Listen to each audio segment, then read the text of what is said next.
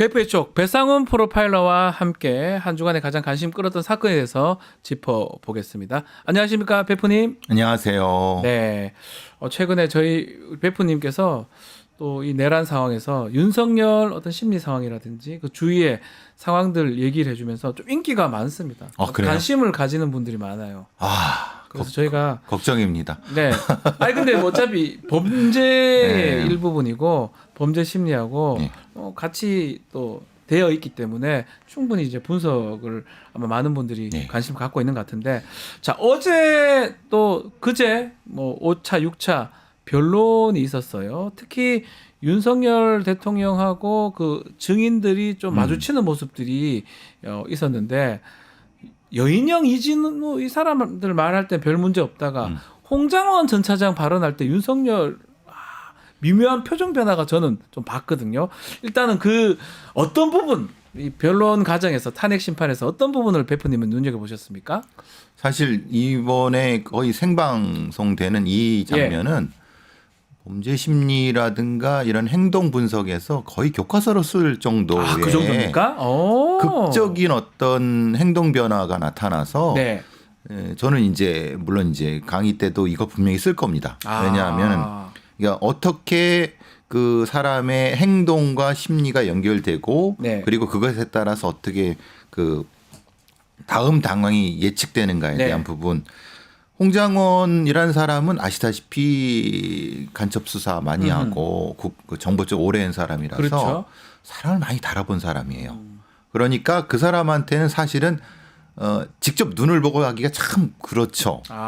근데 이진우나 저기 여인영 뭐 이런 사람들은 사실은 그냥 군인들 아니에요. 군인이죠. 군인 사령관도 그러니까 실제로는 그 부분에 있어서는 별로 그러니까 걱정은 안 한 것 같아요. 근데 홍장원한테 많이 긴장을 한 것 같아요. 홍장원 때문에. 그러니까 자신한테 불리한 진술을 하기 때문에 그런 것도 있겠네요. 불리한 진술도 그렇고 사실은 처음에 보셨는지 모르겠지만 홍장원이 인사를 했어요. 90도로 인사했습니다, 사실은. 근데 이제 그 윤석열 그 피청구인이 어떻게 했습니까?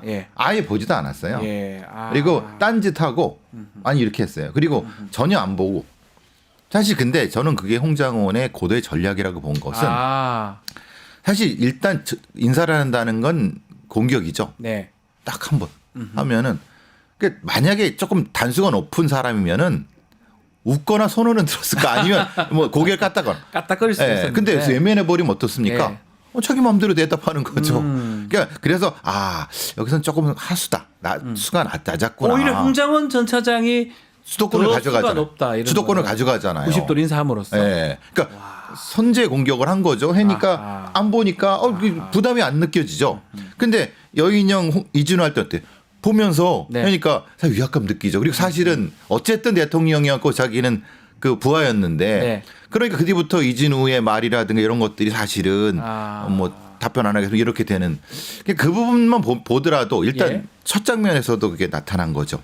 그 말씀처럼 홍장원 전 차장 발언할 때는 뭐 중간에 좀 비웃는 모습도 보였어요. 그렇죠. 비웃는 모습. 한숨 또 쉬기도 했던 것 같기도 하고. 쉬고 그러니까 이제 많이 상황에 대해서 얘기를 하니까 많이 찔리기도 하겠죠. 사실은 여러 가지 면에서 하니까 사실은 그런 면에서는. 근데 보시면 아시겠지만 홍장원 차장의 그 얘기가 참 논리적이고 그렇죠. 일관성이 있는 상황이니까 이걸 어떻게 대응할까라고 하는 것이 탁탁탁 막히는 부분이 보이는 거. 그러니까 그런 감정의 변화가 느껴지는 것은 당황했다는 의미.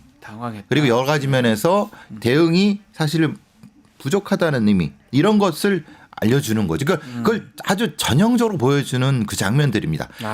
그것만 봐도 저는 그래서 아주 독특한 장면이 어떤 거죠?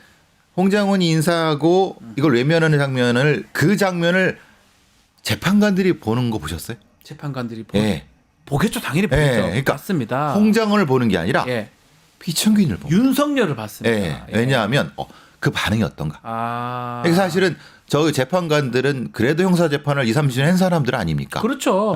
그러니까 달고 다른 아주 고수의 사람들이기 때문에 그 관계에서의 진실성 여부 이런 거 진부 여부를 판단할 수 있거든요. 그래서 계속 정영식 재판관이라든가 아니면 그 김영두 재판관 같은 경우는 계속 그 부분을 치고 들어가지 않습니까? 질문도 계속 질문을 하고. 자, 비슷한 흐름이 어제 6차 변론에서도 나왔었는데요. 곽종근입니다. 곽종근. 네. 곽종근 전 특전사령관 나왔을 때 그때는 매섭게 쳐다보는 또 모습이었거든요. 그렇죠. 매섭게 쳐다보고 사실은 아시다시피 곽정군 이 사람 그러니까 우리가 이제 이 상황을 좀 이해해야 되는 것은 네. 지금 이 모든 상황에 사실은 그 사령관적 책임자는 특수전 사령관이 자기 부하들이잖아요. 그렇죠. 그렇죠. 근데 그것을 실시간으로 명령하고 봐야 되면 그걸 일일이 다 디테일하게 기억하기는 할 수는 없습니다.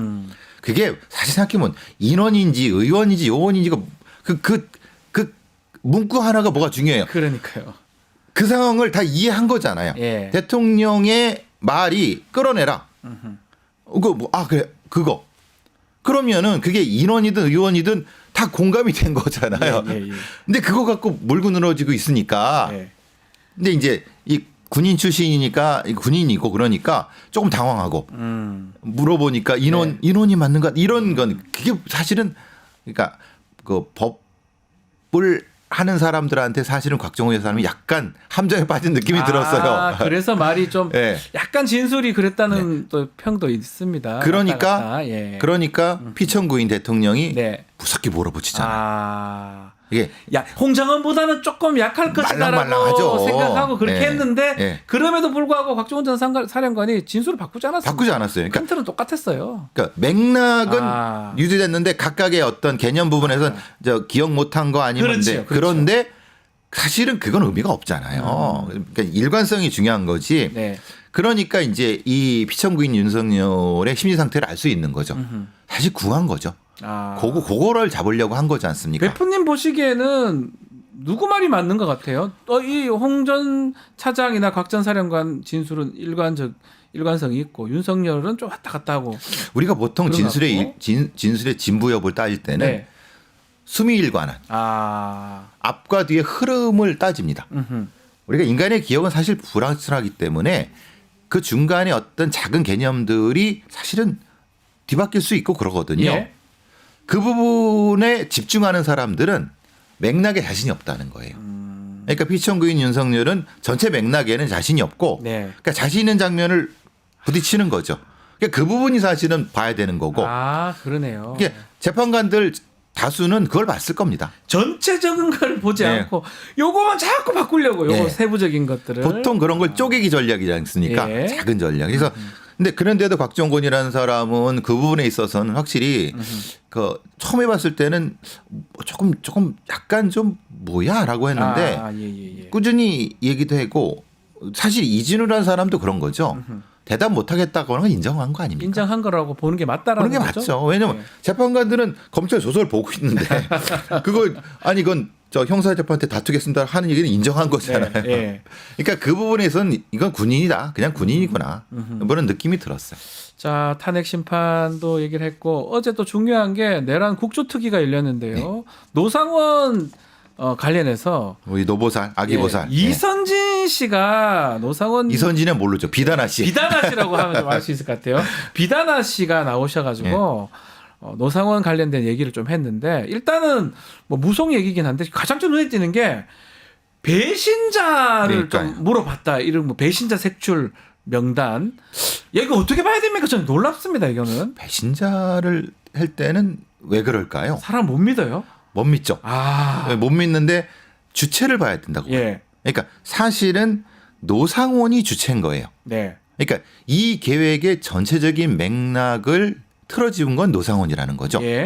사실은 그거를 시작한 건 김영현이나 물론 피천구인 윤석열이 그걸 했지만은 전체적인 계획, 디테일한 계획을 포함한 것은 노상원이 여러 가지로 많이 했지 않습니까? 그러니까 본인이 생각할 때 이렇게 생각하는 거죠. 자기가 배신당할 수도 있겠다. 그러니까 흔히 말하는 팽당할 수 있다는 생각을 했다는 거죠. 그러니까 자기한테는 성공 여부보다는 배신자가 중요한 거예요. 그렇군요. 그러니까 내가 배신을 당할 수 있다는 생각을 한 거잖아요. 그러니까 배신자를 물어본 거예요. 사실 그거에 보면은 윤석열 얼굴 뭐 김영인 얼굴 다 갖다 들이밀었을 거 아닙니까? 거기에 같이 가담한 자들의 다. 그러니까 그게 중요한 거죠. 근데 저는 진짜 신기한 게 무속이나 전보로 가면 통상은 이 사람하고 사주가 어때요? 인연이 좋은가요? 이런 걸 질문하지. 그렇죠. 이 사람이 배신할 사람이 배신할 상인가? 이런 질문하는 거는 저는 사실 좀 그렇죠. 그걸 왜 물어봅니까? 이런 생각이 들거든요. 근데 노상원이 전국을 돌아다니면서 예. 용하다는 무당 부속인들 다 찾아봤다고 합니다. 와. 군산에 비단아 씨만 있는 게 아니라 사실은 전국적으로 있는데 그 사람들은 네. 이제 사실은 얘기하지 않는 거고 군산에 비단아 씨를 하니까 그러니까 이 사람한테 핵심적인 포인트는 자기가 쓰임만 당하고 버려질까에 대한 두려움 부분들 그 부분이 핵심이었고 그래서 이제 문상호 같은 결국은 이거를 김용현이 끊어내면은 본인이 조정했던 문상호 밑에 있는 뭐 HID는 사실 자기가 다 뒤집어 써야 되는 거잖아요. 그러니까요. 그 부분이 가장. 근데 사실 이거는 이 얘기는 뭐냐면 김용현이나 윤석열이 배신한다는 얘기예요. 배신할 네. 것 같아서 자꾸 물어보는 겁니까? 그렇죠. 그게 믿었으면 묻어보겠습니까? 그러니까 애초에 믿었으면 물어보겠습니까? 차라리 윤석열하고 김용현하고 자신하고 네. 인연이 좋은 인연인지 이래 물어볼 수도 있는 그렇죠. 거잖아요. 그걸 만약에. 그걸 이게 좋은 인연입니까라는 거는 반은 이게 좋은 인연이다 이걸 확인해 달라는 거잖아요. 그러니까요. 근데 이게 배신할 상 이건 이 자들이 날 배신한다는 건 확실히 배신할 것 같아. 그렇죠. 보통 우리의 말이 그런 거잖아요. 우리의 보통의 인식이란 것은 기본 자기 깔고 있는 걸 먼저 물어보게 돼 있잖아요. 네. 그래서 노상원을 조금 더 파면은 예. 정상적인 상황이라고 하면 노상원을 파면은 이 전체는 나오는데 나올 것이다. 사실 이거는 사실은 굉장히 헌법재판 여기까지 막 섞이니까 네. 노상원에 집중을 못하는 것 같아요. 이 노상원이 보면 육사에 뭐 수석했다고 하고 잘 나가던 사람인데 굉장히 똑똑한 사람이라고 합니다. 불명예 전역을 했어요. 네. 근데 이 사람이 여기 지금 내란에 아주 핵심적으로 끼어 있는데 이 사람이 노리는 어떤 미래라든지 그렸던 그림 어떤 그림을 그리고 여기에 끼어들었을까요? 아마 뭐 첫 번째 명예회복인가요? 명예회복도 핵심인데 명예회복도 하지만 사실은 권력 부분도 있겠죠. 권력도 있을 것이다. 자기 육사에서 별 달고 그다음에 네. 자기 보통 육사 수석한 애들은 네. 기본 삼성은 봅니다. 뭐 통상 제가 저도 군대 그렇죠. 정말 못해도 사단장까지 사단장까지는 갑니다. 무조건 갑니다. 근데 이 사람은 거기서 꺾였으니까. 예. 근데 자기 동기들은 다 올라가잖아요. 네. 그 얼마나 그러겠습니까? 속상했겠네요. 자괴감. 예. 그건 근데 기회가 잡혔어. 근데 날 배신할 것 같아. 그러니까 노상원의 그 딜레마는 그거 같아요. 예. 예. 노상원이 이제 두 가지 마음은 확실히 있었던 것 같아요. 본인도 뭐 보살 업무도 했지만 그렇죠. 이 무속이나 점에 대한 어떤 신념이 있었던 예. 것 같아요. 이게 맞다고 확실한 어떤 신념을 갖고 확인하고 싶은 건 딴 건 아니야. 누가 나를 배신 때릴지 예. 그거 확인하러 전국에 돌아다니면서 점을 봤다는 거잖아요. 저는 근데 그 여사님 관상을 안 봤을까요? 노상원. 그리고 제가 궁금한 게 뭐 여기서 뭐 진술은 안 나왔지만 김건희는 안 물어봤을까요? 아유, 당연히 물어봤겠죠. 아, 근데 제가 보기에는 예.